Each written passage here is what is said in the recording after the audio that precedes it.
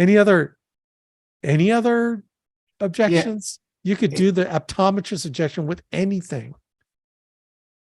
Make sense? Hey, Alex, a quick question about the Yeah. um, no-show stuff. Just why and then ways to deal with it and all that kind of stuff. Can you go over that for a little bit? Yeah. No shows. Thanks. Okay. So I did a video a while ago on tie downs. So the symptom of not a good tie down are no shows. Okay. So I've got a lot of ways of tying them down, like really hard, you know. And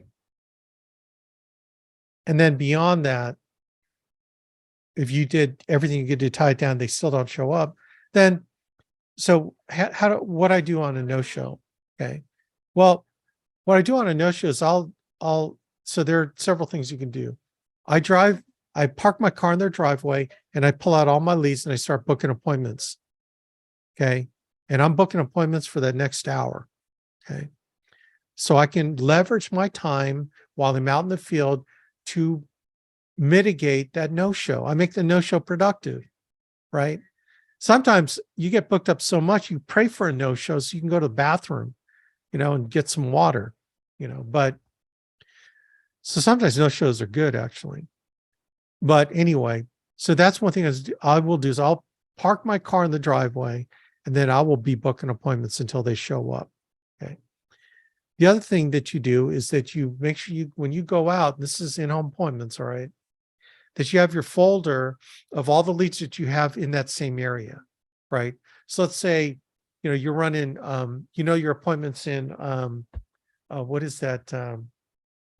Westerville. And you're in that general area in Westerville. Usually what I do is I put my paper, I like running paper, is I put all my paper leads in one area in one folder. So I know if I'm in Westerville, I'm going to pull out all those leads in that area and I'm going to door knock them. So I spend the next hour and a half that I was supposed to be in that appointment door knocking clients, and finding someone that's going to be home. Again, if you're going to make the commitment to go out in the field, you better be productive. No shows are an opportunity to be productive, right? No show is not an opportunity to go to McDonald's and have a sundae, okay? Because you get fat and you get more calories than you need, and you just sit on your butt doing nothing. No shows are an opportunity, man, to make money, right? You might think, oh, here's another no show. It's like, dude, you just got an hour of your life back to book appointments. And like Mark Dobbs was saying the other day, he books average one appointment every half hour. So if you got your leads, I would slam the phone. And the time that you were supposed to be in that client's house, you could book 3 more appointments. And you know what?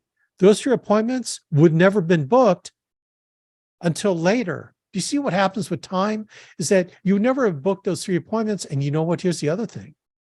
If you try to call them later, you maybe not even got a hold of all 3 of them.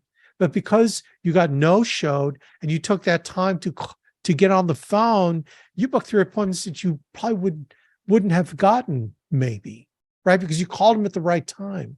See, thinking about dialing the phone is it's opportunistic. In other words, if you got 15 minutes to dial, why not dial? Because you could be calling someone who happens to pick up the phone in those 15 minutes and you turn it into an appointment, which turns into, $1,200 on a sale that you would never have had if you just said, well, I only have 15 minutes. It's like, dude, do you know how many dials you can make in 15 minutes? Like, seriously, you can make $25 in 15 minutes, right? Except when someone answers the phone, then you're going to town, you're going to work. Okay. So that's how I handle no-shows.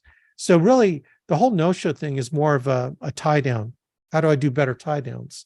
So technique, the tie down, the visualization tie down. So the visualization tie down is when you ask, okay, Joe, okay, so I'm here in the north part of Columbus in Dublin, and you're in Grove City. Now, I know I have GPS, but sometimes GPS leads you to an empty field. Okay. So just generally, how do I get to your house? Let's see, I go down 275, right? And then do I stay on 275 past 70? Yeah, Do Alex, keep I going don't hear you. south? Test 1, 2. You guys hear me? Hello? Yeah, I hear you. I can hear you. Yeah, I can hear you. Okay. Mary, everyone can hear me. Still don't hear you. Okay, can you guys type in? Can you hear me? I can hear you. Yep. Sounding fine to me. Okay, Mary, everyone else can hear me. Mary's phone. Can someone text Mary, like message Mary that everyone else can hear? Okay, I'm going to continue. Loud and clear. Thank you. What was I saying? Visualization tie down. Yeah, Okay, thanks, honey. 75 to 70, asking for Yeah. direction. Yeah, Exactly. visualization. You're asking for directions. So do I continue to go past 270 south, past 70? I am. Okay, great. So what exit do I take? Okay. And then, so when I get to your street, is your house going to be on the left or the right? It's going to be on the right. But how many houses down? Oh, 7 houses. What color is your house? Oh, it's got the green shutters. Okay, now is the number going to be on your mailbox, curb, or on your house, on your garage? All 3. Okay, cool. Now, when I arrive there, it's going to be dark. Is it okay if you turn your light on? And then, should I park in your driveway, or is it okay to park in the street? Which would you recommend? The street's okay? All right, cool. Good, good. Okay, I'm going to be driving a blue Toyota Camry. And just so you know, like it's me when I come up to your house, okay? Is that cool? Okay, that's the visualization tie down. Because what you're doing is you're making the client visualize you coming to their house. It's like getting locked into their mind that you're coming over, okay?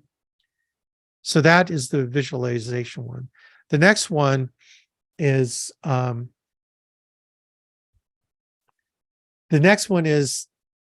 call this the sick and tired of being no-showed tie down, okay?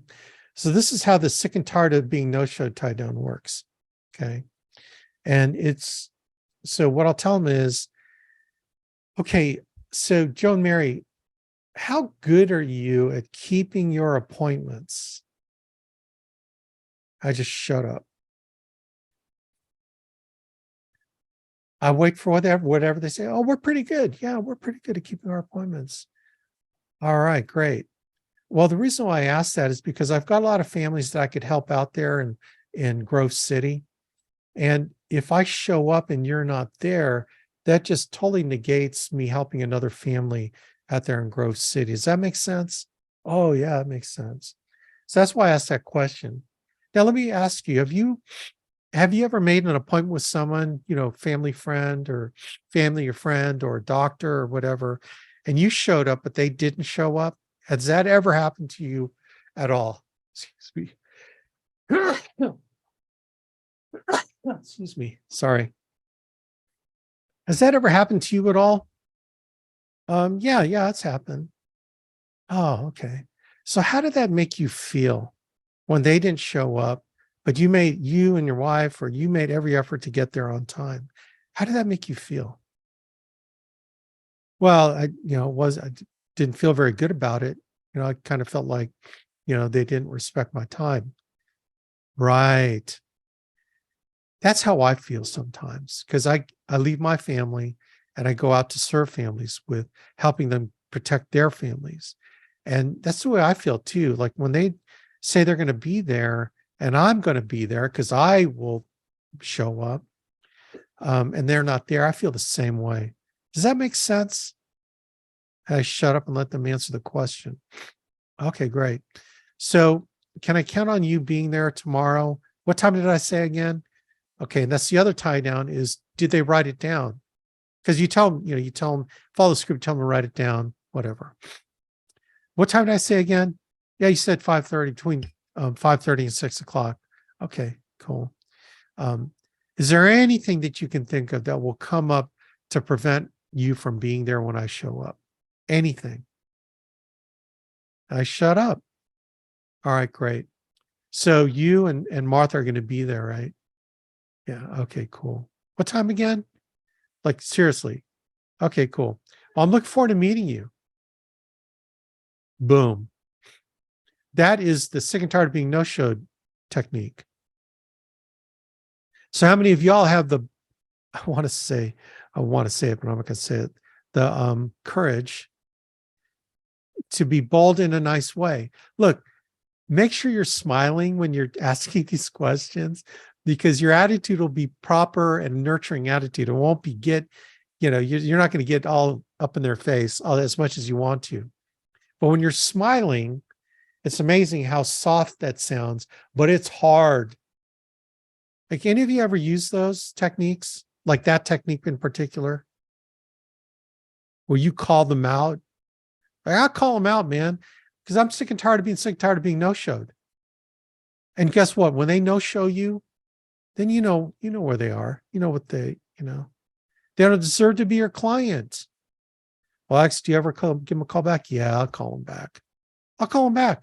Something could happen. Look, I don't like totally flush them, because as much as I'd like to, I don't totally flush them, because something could have came up legit, right? So, like there could have been an emergency, their parent, their parents or brother went to an emergency room. Like, I hear that stuff all the time. So I cut them slack. Like, I'm not going to be a jerk. But you know what? That hour and a half, that hour, I'm on the phones, baby. I'm making money. See, when I'm leaving the house, I'm figuring out how to make money, right? When I leave the house, I'm going to figure out how I can maximize my opportunity. And that's getting on the phone, booking appointments, or I'm door knocking. No-shows are awesome because you get a chance to make money other ways. Does that make sense? Like, I hope I'm making sense to y'all. No, this is good stuff. Anyway, well, it's 10:05, so sorry for taking a long time, man. Good stuff. Great questions, man. I appreciate y'all, pulling all that stuff out. Yeah, that was a really good session, man. Thanks for everybody being on here. I will, this is being recorded, so I'll get this out there. And man, have faith that you will hang in there long enough to develop a proper skill, and call me early and often. All right. So thanks, everybody. God bless y'all. Take care. Hey, happy anniversary. Oh, thanks, Frank. I appreciate that. You're man. welcome. Thanks. Yep. Thanks, Take care. everybody. Bye. God bless. Later.